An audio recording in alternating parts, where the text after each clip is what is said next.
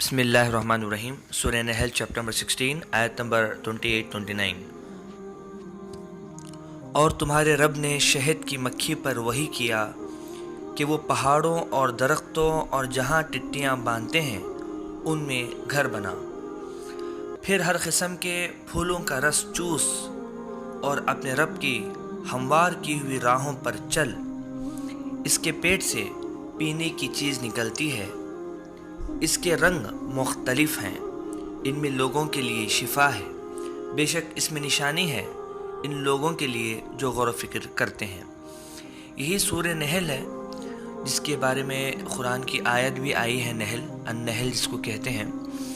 تو اس میں اللہ سبحانہ و تعالیٰ نے شہد کے بارے میں بتایا ہے، اس کی ایک ایگزامپل پیش کی ہے کہ اگر ہم شہد کی مکھی کا جو چھتا ہے، جو گھر ہے، اگر وہ دیکھیں تو اس سے پتہ چلے گا کہ یہ جو مکھیاں ہیں اتنی محنت سے وہ گھر بنتے ہیں اور اتنی صحیح ٹیکنالوجی سے جو ہے وہ لوگ گھر بنتے ہیں کہ اس کا کوئی دوسرا ایگزامپل نہیں ہے۔ اور دوسری بات یہ ہے کہ وہ ان کا شعور بھی نہیں ہے کہ وہ کیسا بنتے ہیں۔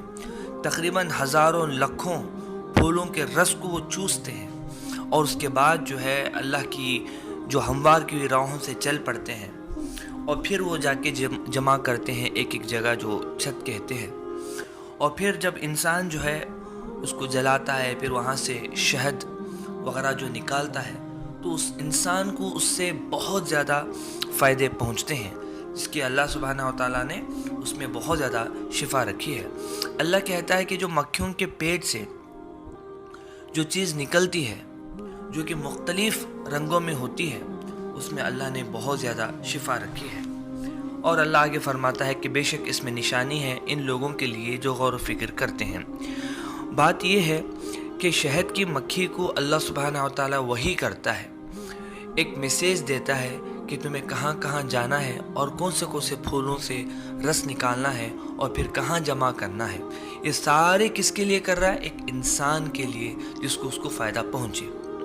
تو شہد کی مکھی کو خود بھی نہیں پتا کہ وہ کیا کر رہا ہے، اس کا شعور ہی نہیں ہے کہ وہ کیا کر رہا ہے، وہ کیسا ایک جو ہے اپنی بلڈنگ، اپنا گھر بن رہا ہے۔ آج بڑے بڑے کارخانے، بڑے بڑے ٹیکنالوجی جو ہے اس کے سامنے جو ہے ہم جو ہے اپنے ہتھیار ڈال دیتے ہیں کہ شہد کی مکھی کیسے بہترین انداز سے اس کا جو ہے گھر بناتی ہے۔ تو اسی طرح سے اللہ سبحانہ و تعالیٰ کی دی ہوئی اس نعمتوں کو، اس دنیا کی نعمتوں کو دیکھ کے اگر انسان غور و فکر کرتا ہے تو وہ شہد کی مکھی کی طرح جیسے محنت کر کے گھر بنا سکتا ہے، تو اللہ نے اسی کے اندر اسی طرح سے دنیا کی جو اللہ سبحانہ و تعالیٰ نے نشانیاں پیش کی ہیں، اس نشانیوں کو دیکھ کے اللہ سبحانہ و تعالیٰ تک انسان پہنچ سکتا ہے۔ اور ڈیٹیل کے لیے سورہ نحل پڑھیے، چیپٹر نمبر 16 آیت نمبر جو ہے 68-69۔ السلام علیکم۔